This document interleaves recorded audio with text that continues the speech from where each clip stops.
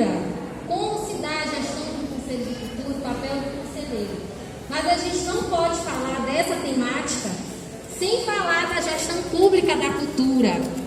E levando em consideração a extinção do Ministério da Cultura, a gente precisa deixar os fazedores de cultura do município de Caxias, assim como os legítimos representantes de vocês serão eleitos amanhã para os 2 anos de mandato do Conselho Municipal de Cultura daqui, como está a política a nível nacional, estadual e, claro, a nível municipal. A gente vai se familiarizar hoje e amanhã em relação às atualizações das legislações daqui.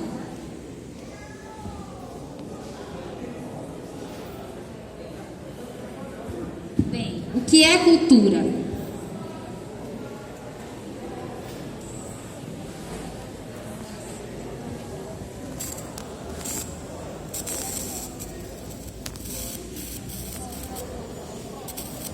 Bem, cultura são todas as ações por meio das quais os povos expressam suas formas de criar, fazer e viver. Isso está no artigo 16 da Constituição Federal. E no artigo 215, lá que estão inaugurados os direitos culturais, que para muitos autores, como Humberto Cunha, que é uma referência nacional em direitos culturais, eles são direitos fundamentais, antes considerados de segunda geração e atualmente considerados de primeira geração, porque a cultura é inerente ao homem e ela está presente na nossa vida, do momento do nascimento até o momento do falecimento. Tudo que a gente faz está relacionado à cultura, a nossa maneira de vestir, a nossa maneira de falar, a nossa culinária, tudo o que fazemos, a cultura está presente na nossa vida.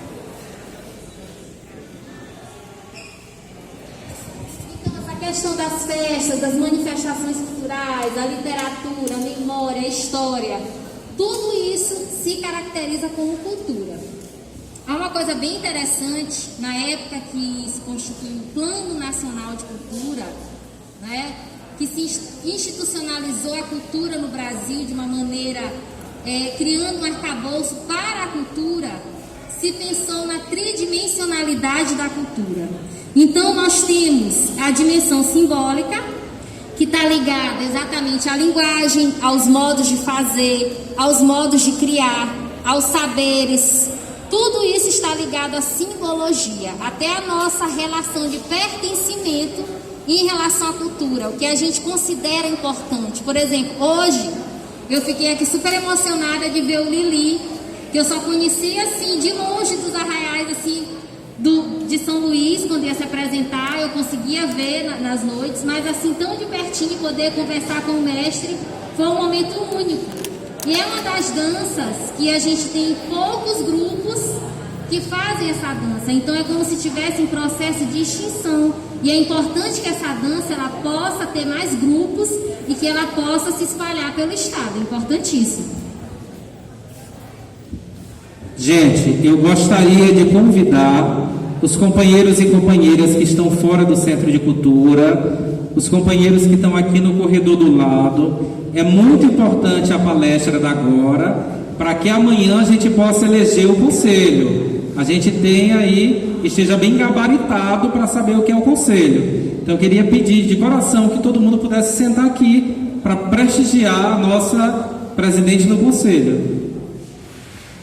Bem, sobre a dimensão cidadã, todos nós aqui somos cidadãos e cidadãs. A Constituição brasileira nos garante o direito de ter acesso aos bens culturais, aos serviços culturais e aos produtos culturais.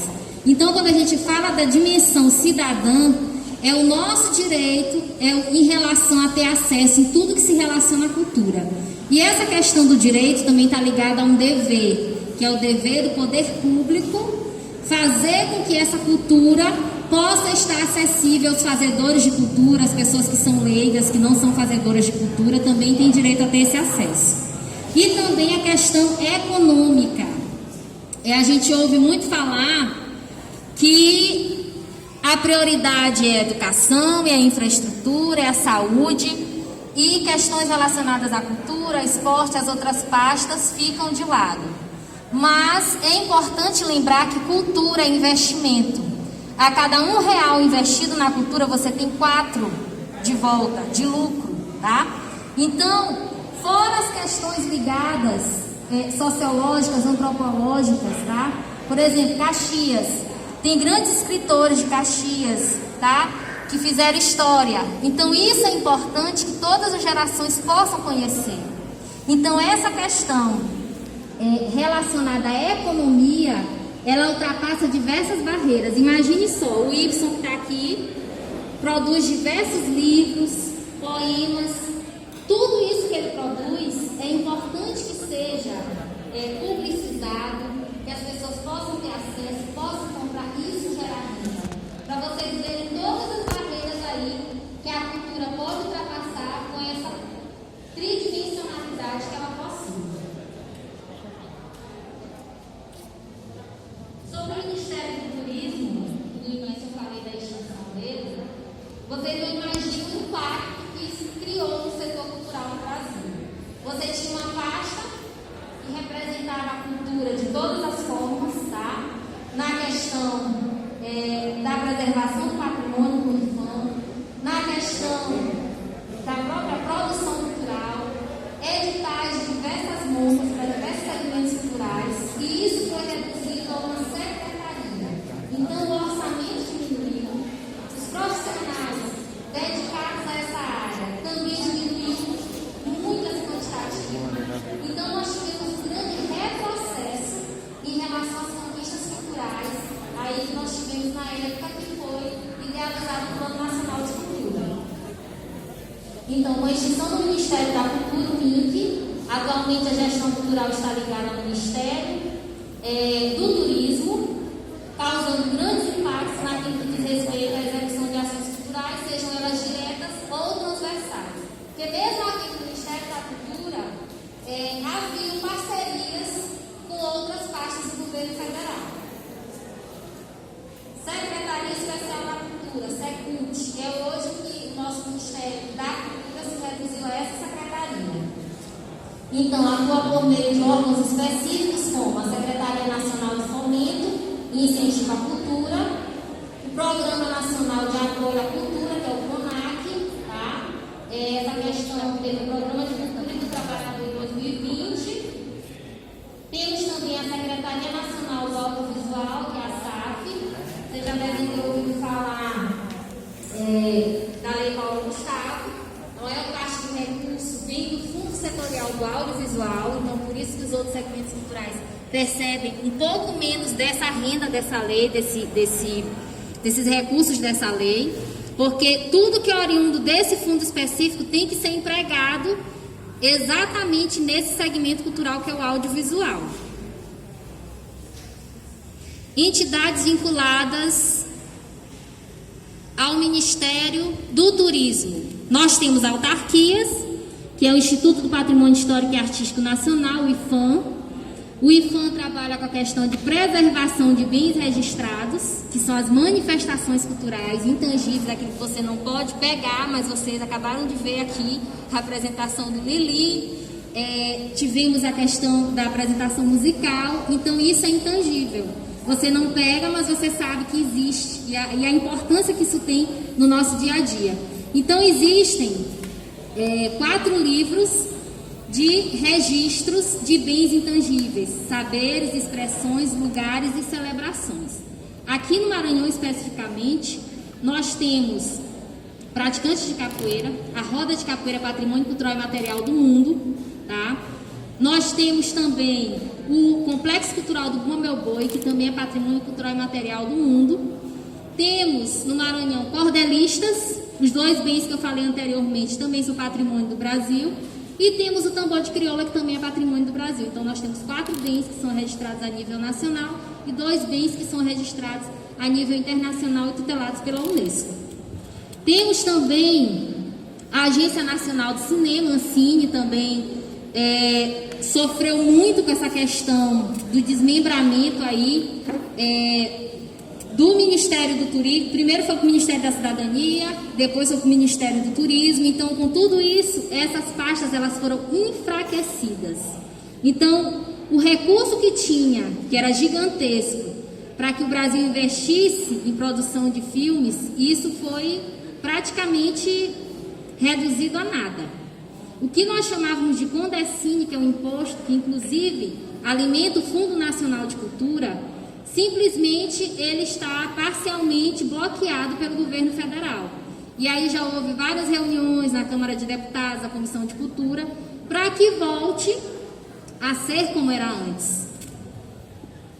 Temos as fundações, temos a Fundação Rui Barbosa, Fundação Palmares, que ultimamente está sendo um grande problema, porque a questão crucial é preservar a memória afro-brasileira, e isso está sendo atacado cotidianamente, tanto no cenário da religiosidade, como no cenário das manifestações culturais e das pessoas que foram importantíssimas nessa luta de resistência do povo negro no Brasil.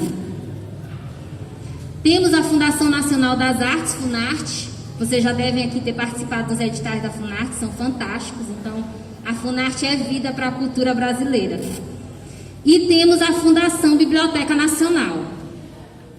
Sobre o Sistema Nacional de Cultura, que é algo super importante para os fazedores de cultura do município de Caxias, o Sistema Nacional de Cultura, ele permite que os municípios possam fazer adesão a ele.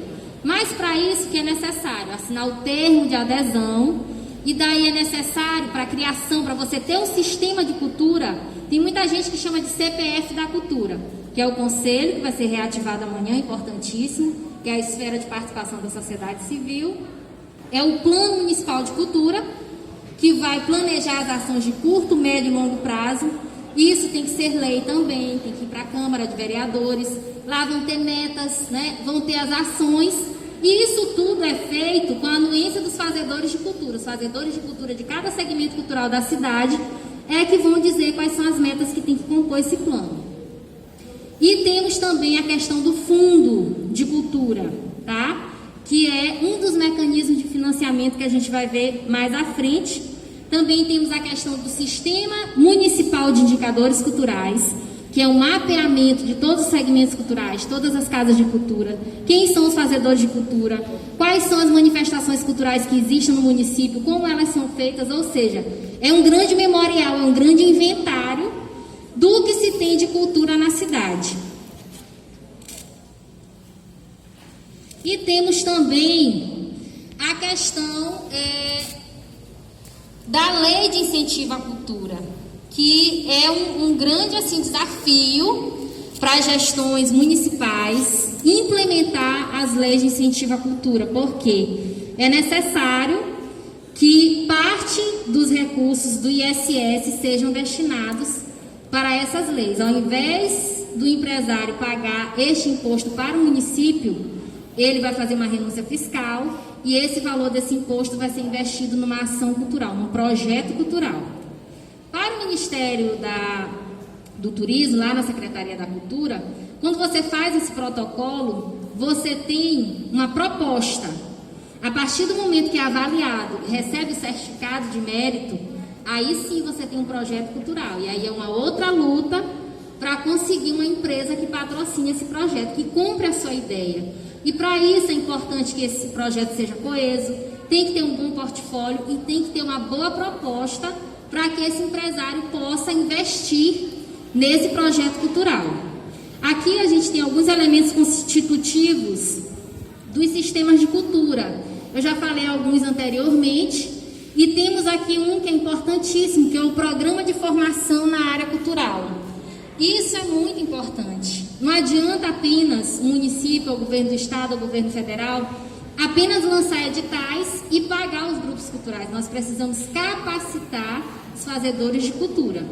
E essa capacitação ela tem que ser permanente, porque a cultura tem diversas áreas. Aqui eu citei uma área que é o meu objeto de estudo, que é a área de preservação do patrimônio, a área de educação. Mas nós temos aí a questão do tombamento, nós temos a questão das artes visuais, nós temos literatura, nós temos os povos tradicionais, povos indígenas, povos ciganos. Então, isso é importante, os quilombolas, que também seja objeto de estudo. E principalmente dentro das escolas, porque a partir do momento que o governo começa a investir nas escolas, a partir dos primeiros anos das crianças, elas começam a ter uma sensação de pertencimento, Fora a questão de que elas já vão se familiarizar com diversas manifestações culturais. Também temos a questão das comissões integradas. No governo do Estado do Maranhão nós temos 2 comissões. Nós temos o Conselho Estadual de Patrimônio Cultural e Material, atualmente eu faço parte desse conselho representando o CONSECMA, onde nós julgamos o prêmio de mestres e mestras das culturas populares e tradicionais. Então, são 15 mestres premiados por ano, no valor de R$20 mil, e é importantíssimo que vocês inscrevam os mestres aqui da cidade quando esse edital for lançado. Temos também a comissão da Lei de Incentivo à Cultura, que é a comissão que avalia todas essas questões de projetos incentivados. Sistema de financiamento à cultura, já falei para vocês. Órgão gestor de cultura, está até lá em cima, que é super importante, que os municípios tenham uma secretaria de cultura. O status de secretaria de cultura permite que o gestor possa ter mais espaço para realizar as ações culturais, levando em consideração o orçamento, levando em consideração o organograma dessa secretaria, para que ele consiga colocar em prática as ações na área cultural. Os princípios do Sistema Nacional de Cultura, a diversidade, a universalização dos bens e serviços, até falei no começo, cooperação entre os entes federados, ou seja, é importante que o governo federal faça convênios com o governo do estado, faça convênios com os municípios, porque o município sozinho ele não vai ter recurso suficiente para gerir a cultura. Fomento a produção, difusão, circulação e conhecimentos e bens culturais, integração e interação, complementariedade, transversalidade. Isso é, a Secretaria de Cultura pode fazer parceria com a Secretaria de Educação, com a Secretaria de Assistência Social, com a Secretaria de Meio Ambiente, levando em consideração que a cultura é sustentável.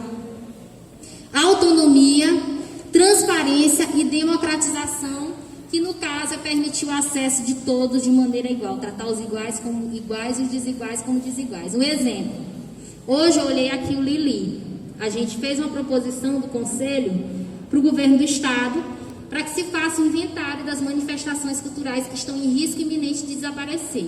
Nós temos o Lili, nós temos o Lodé, nós temos o Reisado, Careta, são centenas, o Tambor de Taboca, de manifestações culturais que tem pouquíssimos grupos que ainda fazem esse tipo de manifestação. Então a gente precisa de uma ação emergencial do governo do Estado para salvaguardar essas manifestações culturais, para que elas não desapareçam, não sejam extintas e as gerações futuras tenham condições de conhecer elas e principalmente na sua essência, porque além de pensar no inventário, a gente tem que pensar que as manifestações elas não podem ser modificadas, elas têm que ser preservadas da forma que elas foram criadas.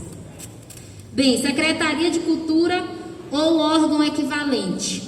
É o órgão gestor que tem a função de fomentar, planejar e implementar. É o que eu já falei para vocês, mas tem que ter o status de Secretaria de Cultura. Secretaria Extraordinária, Coordenação de Cultura, não é o suficiente para a gente implementar tanta coisa que a cultura exige. Planejamento, uma equipe técnica que possa enxergar cada área da cultura que precisa de atenção.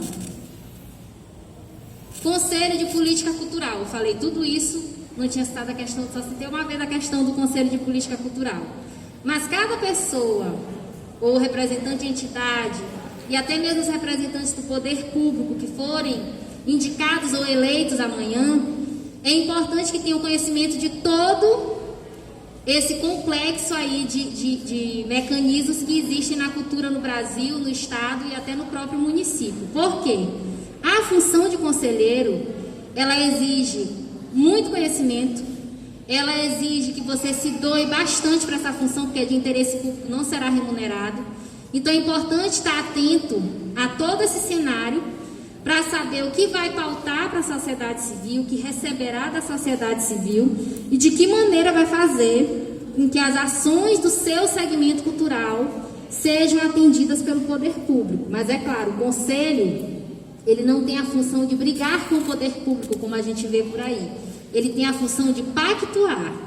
Eu sou representante do meu segmento, então eu tenho que levar ao poder público as demandas do meu segmento de forma que isso seja demonstrado de uma maneira técnica e que o poder público possa implementar isso na cidade. Eu não posso colocar algo que seja impossível. Se o meu município tem 20 milhões para o orçamento da cultura o ano inteiro, o meu segmento sozinho não vai poder abocanhar 5 milhões. Tem que fatiar o negócio aí direitinho e planejar essas ações. Bem, o conselho, ele é consultivo, deliberativo, normativo, e ele tem essa função exatamente nessa pactuação. Nós também temos regrinhas importantes, como o regimento do conselho, a lei que cria o conselho. Então, tudo isso a gente também tem que estar atento. Quando a gente fala que o conselho é consultivo, por exemplo, a Secretaria de Estado, quando vai lançar um edital, ela tem que apresentar para o conselho. Então, tecnicamente, os fazedores de cultura de cada segmento cultural desse têm que analisar esse edital e apontar se houver algum erro, se tem que modificar algo, se uma expressão está colocada da maneira incorreta, se o orçamento não condiz com o que aquele segmento cultural necessita, o número de apresentações de cada segmento cultural. Então, é muita coisa que envolve a função de conselheiro. Tem que fiscalizar as ações da secretaria, por exemplo. Tem diversas leis aí que regem a questão da cultura. Então, o conselheiro ele vai ter que ter todas essas leis, saber interpretar, para poder exercer a função de fato. Não adianta ser conselheiro e não ter essa expertise de provocar o poder público quando perceber que, de alguma maneira, a sociedade civil está sendo lesada. Falei das atribuições, democracia cultural, a questão da participação de todos, os fóruns. Hoje a gente está realizando aqui um fórum, vai até amanhã. É importante que os fóruns tenham continuidade.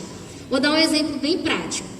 Se eu sou conselheira da área de patrimônio cultural, então a minha área tem que ter um fórum específico, um fórum setorial. Deste fórum, é importante que tenha um fórum municipal, que se veja o número de representantes de cada fórum, de cada segmento cultural, como artes visuais, artes cênicas, música, movimento LGBTQIA+, quilombolas, povos de terreiro, e dos outros segmentos culturais que houverem na cidade, para compor esse fórum municipal. Por quê? O conselho, ele só funciona se houver uma esfera da sociedade civil caminhando junto com ele. Da mesma forma, a secretaria. A secretaria, ela vai poder atender os anseios da sociedade civil se a sociedade civil demonstrar para a secretaria o que ela necessita. Tá? Então, o conselho, as cidades que possuem plano municipal de cultura, o que ocorre? O conselho tem que pegar esse plano, assim que ele é empossado, nomeado, e fazer um planejamento. São 2 anos de mandato, então vamos fazer um planejamento